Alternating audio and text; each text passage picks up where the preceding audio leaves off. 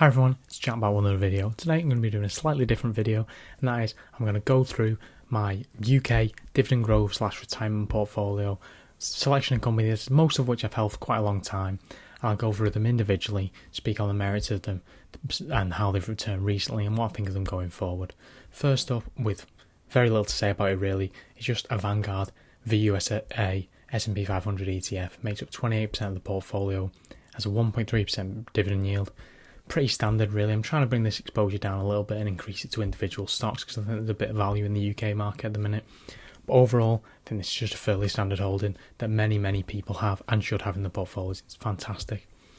Of course, the first company and the largest holding on this list is Diageo.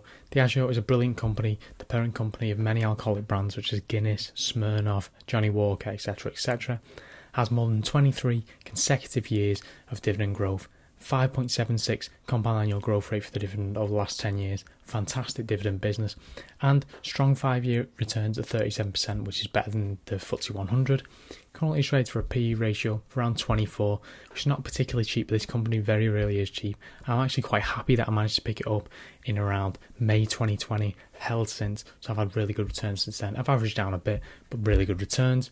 Dividend yield is around 2% at the minute, so not absolutely staggering, below the FTSE 100 average, but still pretty good for the sort of growth you're getting from this business as well. Second company on this list, ranking around 15% of my portfolio, is the house builder on the FTSE 250, Redrow.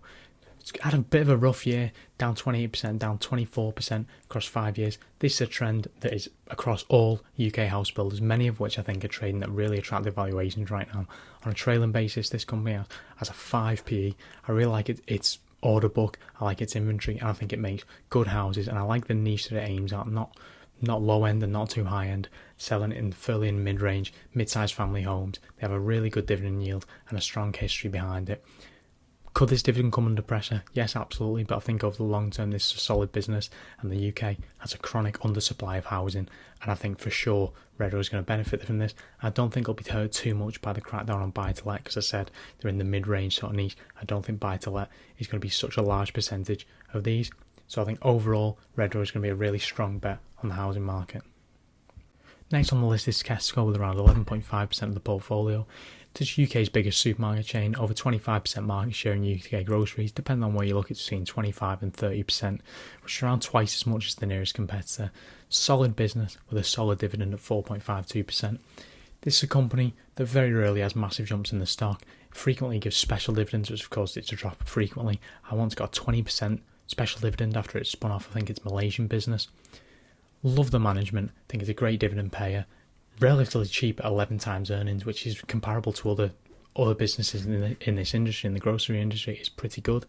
Market cap of just $18 billion. I think there's a significant discount to its intrinsic value. I think that 5-year return is okay, excluding dividends compared to the FTSE 100, because the FTSE 100 has obviously been very poor over the past 5 years.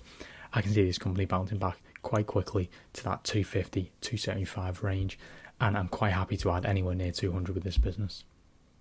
Next on the list is GlaxoSmithKline, which I was very happy to add around that dip in the graph you can see around December 2020 or January 2021. I've been slowly adding to it, trying to avoid those big peaks.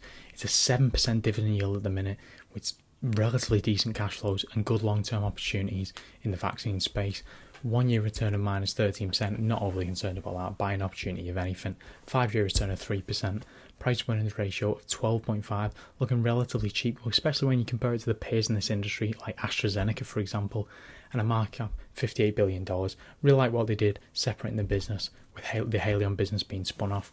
I really like the management team of this business that it's spun out to. I think there's a lot of prospects for this business to grow in the future. They just really need to sort the profitability out, because the profitability can be a bit all over the place with this business, but a fantastic dividend, and overall I think this is going to be one to hold for the future. Next up is Boohoo Group, which is obviously very against the grain and very much the odd man out in this portfolio of blue chip companies, maybe with the exception of Redrow. 5-year return of minus 82%, 1-year return of minus 64%. Absolutely shocking year for this company.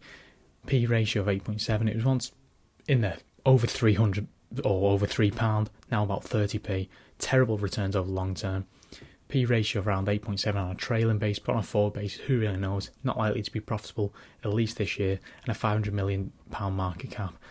Big declines for this company, but I absolutely believe in its future. It's a relatively recent ad for me because I think it offers reasonable value at this stage, and this is a portion of my portfolio that I allocate to really speculative plays. I think Boohoo, I definitely think there is value in this business. I think there is in a nice niche. I think it has good market share. I also think the power of its brands are very powerful. They purchased brands like Karen Millen, and they have a strategy not dissimilar from the Sports Direct or the Frasers Group strategy of buying down on the luck brands like Karen Millen. They have a lot of brand equity, and I think this will pay off for them in the long term.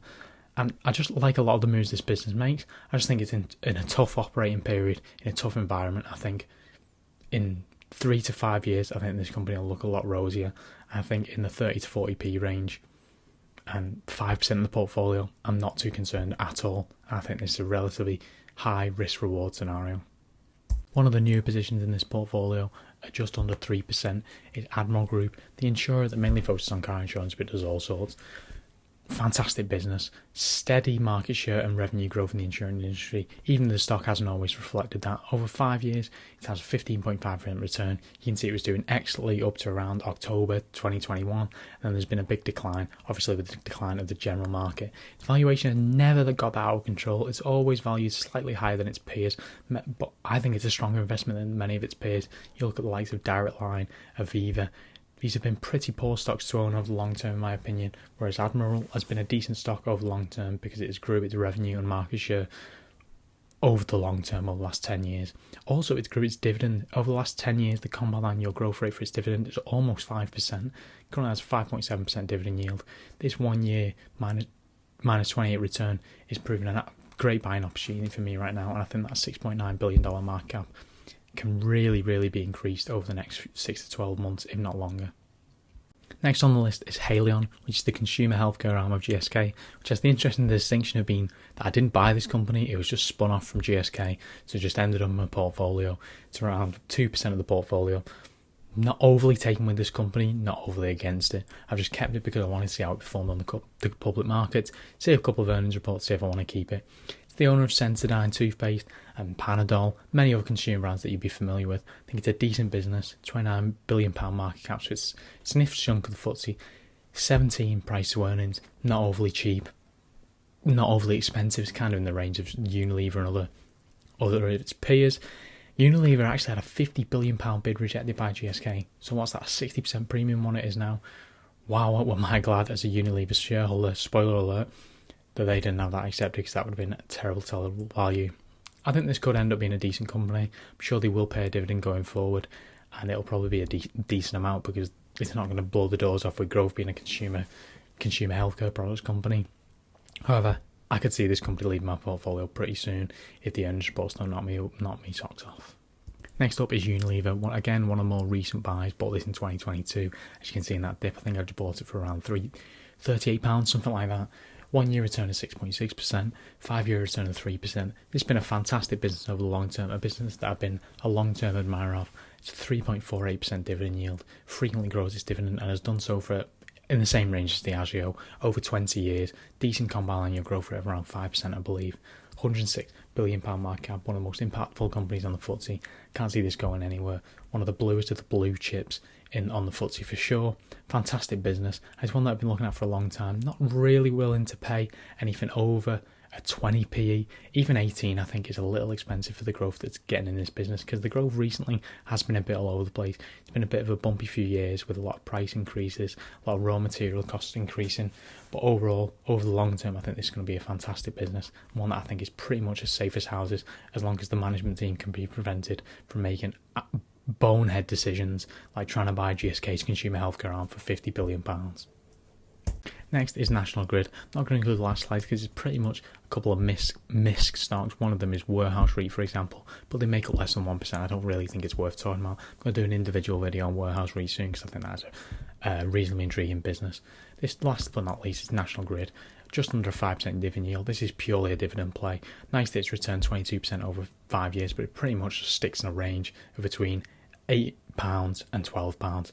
I like to buy it when it's low. It hasn't been low for a very long time, for a couple of years, so I haven't bought any recently. I bought a little bit in 2019 and 2020, but I haven't bought any since. P ratio 7 for next to no revenue growth really, and it pretty much fluctuates with energy prices. 5% dividend yield is decent, and I'm pretty happy to continue owning this because I don't see any reason why not to. However, I won't be buying in the 1200 range for sure. Market cap $37 billion. Can't see incredible growth for this company. I actually think if I'm going to sell it, it's because of a Labour government potentially putting a little bit of pressure on the UK energy providers and National Grid in particular. We'll talk about the MISC companies, the smaller percentage, which are all under 1% in a future video. Typically, which I haven't included, I like to keep around 5 to 10% cash if I see a business that I just can't resist. There's a couple that are on my watch list that I may talk about in the future. Oh, and that's it. Tell me what you think in the comments below. Like and subscribe if you enjoyed the video. Tell me what your portfolio is. Tell me what you think of these businesses. I think there's going to be some comments about Boohoo that I may not like. Whatever you want to say, drop them in the comments below. Like and subscribe and enjoy the video. I'll see you again next time.